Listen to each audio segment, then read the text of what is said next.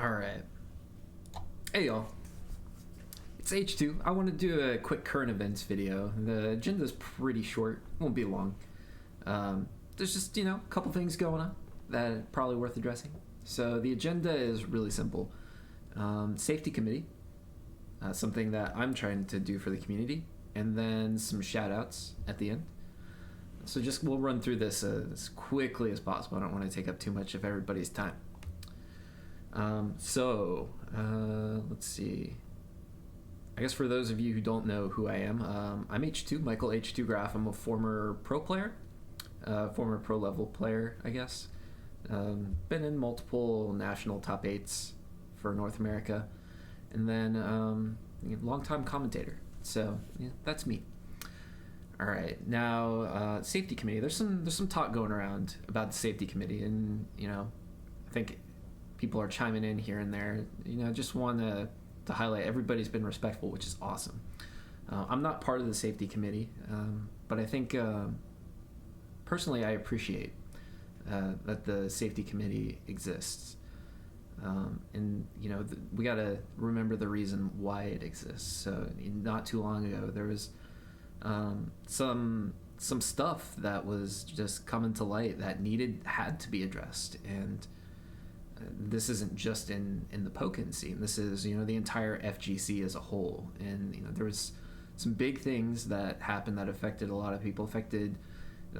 It affected the whole fighting game scene.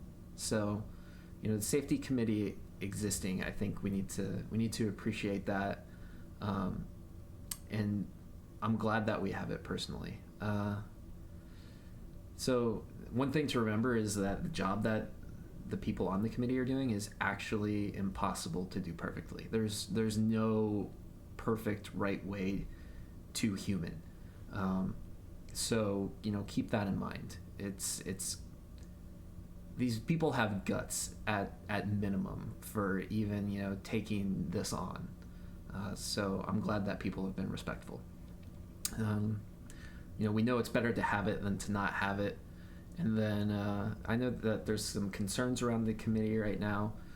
I don't know that I quite share the same concerns to the same level as everybody else. Kind of the main things that have been floating around are, does the crime fit the time, kind of is how I would say it.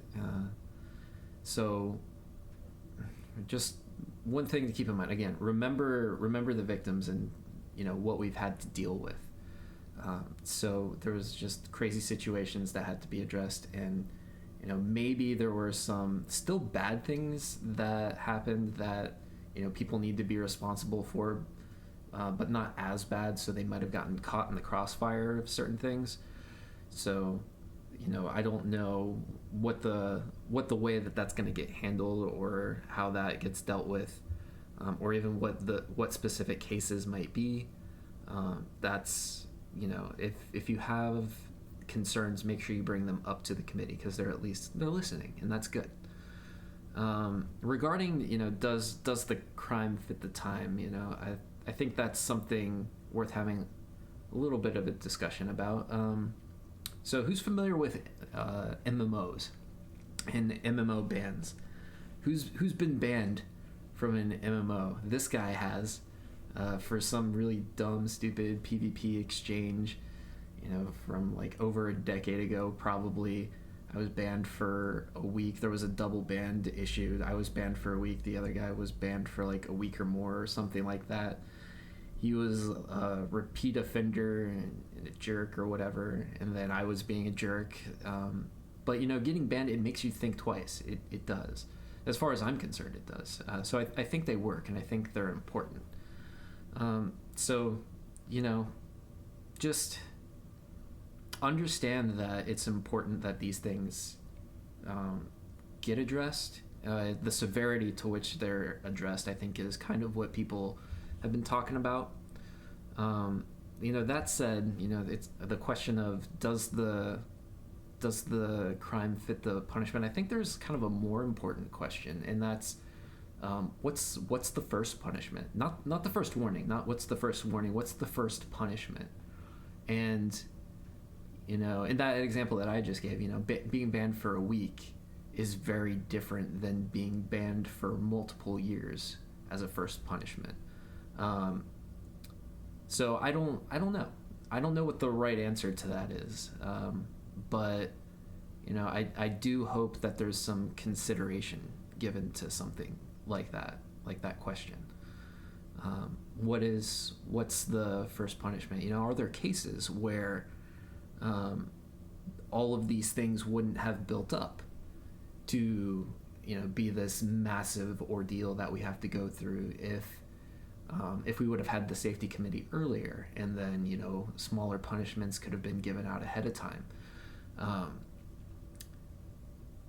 What's the right way to go about people just having this archive of stuff, of grievances that gets delivered all at once about somebody.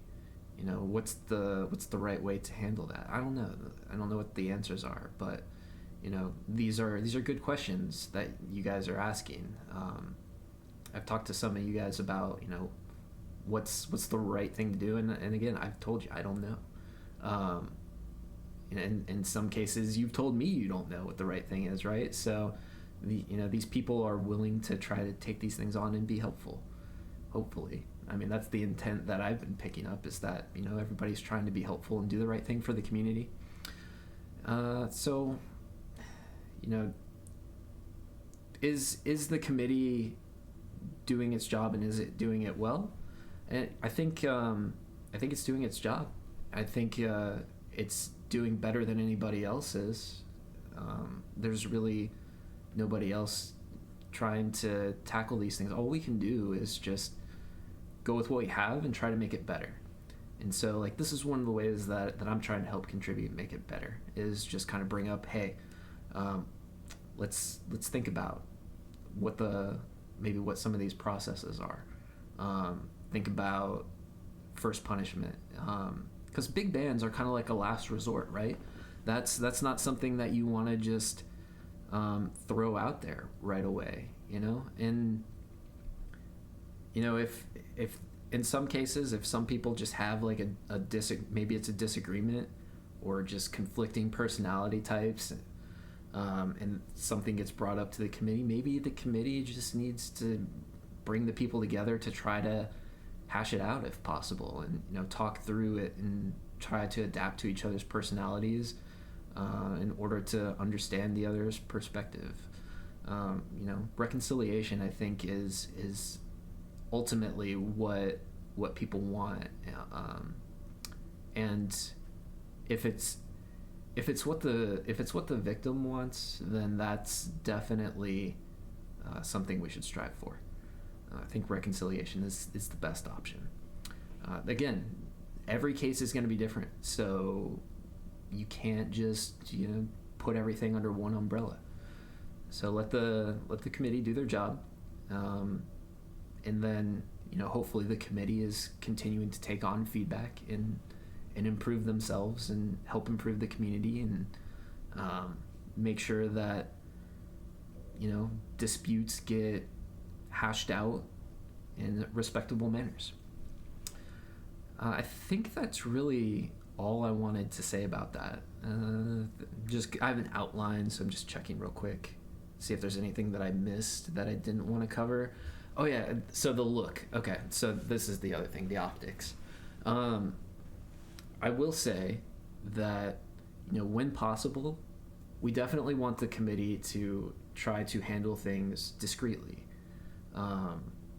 because the optics of handing out these huge bans back to back to back is what it seems like. In maybe some cases in some cases maybe it is warranted. Now, the optics of this, though, it hasn't looked good, but I mean, the FGC hasn't looked good recently. What can you say about that?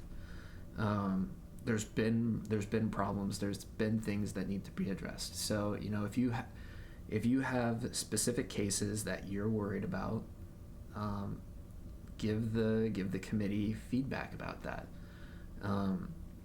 Because the way that I'm seeing things and kind of the feel that I'm getting is, people are worried that maybe we're too overreactionary, and maybe we are just about banishing people forever and then saying, somebody else go deal with this person, these problems.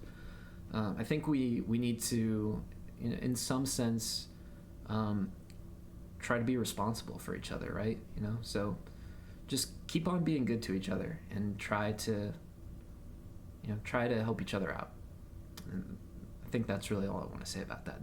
Now, next thing in current events, the agenda was safety committee, something I'm trying to do for the community, and shout outs. So something that I'm trying to do for the community is actually related to getting content more available. Specifically just Pokken sets in general. So for TOs or people running locals, people who just like maybe have recordings or something, I've got a channel that I've created and that I've made some documentation for trying to get things uploaded to this channel. The channel is called Pokken Tournament Archive, and I'm definitely looking for anybody who wants to put content that they have. It could still be on Twitch at this point, and then we could get it off of Twitch and then push it up. And then, if you happen to have old sets lying around, the goal of this is just make sure things aren't lost to history. And maybe some things that seem to be lost to history, maybe some people have lying around somewhere on their computer. And it would be super cool if we could retrieve those old sets. I already know of one person that I need to reach out to, from what I've heard, who's got a lot of stuff. So if you have stuff, some old sets that maybe you recorded some nationals or some regional events, or just some good stuff, some good tournaments that are worth anything that aren't already on YouTube. Like I said, it could be local TOs or whatever. If you got stuff that you want to try to get onto YouTube, this Pokken Tournament Archive channel is supposed to be that thing. So please, if you're interested in getting content up there, reach out to me. I'm also looking for people who are interested in helping manage the channel, because I have a feeling that it's going to be unwieldy at first. And so, depending on how many people reach out to try to help out with that, I might do some vetting. But I would absolutely love to get some community help with this, and getting some sets that maybe other people haven't seen that they should see out there, or sets that people have seen but the Twitch VODs are gone now or whatever, and get those pushed up. That would be super, super cool. So that's the thing that I'm trying to help out with and do for y'all. The other thing that's going on, so this is the shout outs part. Shout outs to everybody who is working on Victory Road 4. So this is going to be a super cool tournament, because I think this is going to be the first Victory Road where we actually are going to have an organized stream, which is awesome. So I'm looking forward to this. Thank you so much to everybody who's been helping out so far. Burnside and Wonderchef have been killing it with getting this rolling. And so definitely big shout outs to all of you who have been working on this. So I'm entering. I'm also planning on helping out with the stream, with the show itself. So, if I can do both, y'all can do both. And I think it's probably worth taking the handful of trail mix worth of energy that it's going to take to go sign up on Smash GG. And I'll put a link in the description for you guys, so that way you can go directly to it. But definitely go sign up if you have not already. Please. This is going to be a sweet, sweet tournament. I mean, we already know how amazing we saw the Players Cup was. So, community run, organized event that is going to be epic. Definitely go sign up. And that's really all I got. That's the current events that we got going on. Haven't done a video in a while, but I felt like it was time to do one with some cool stuff that we have happening right now and just some stuff that maybe needed to be talked about. With all the Players Cup stuff that was going on, I just couldn't justify it time-wise, and there was all kinds of stuff happening. So now we're here. We have another online event coming up soon. I'm looking forward to it. I hope that you guys are too, and I'll see you guys around.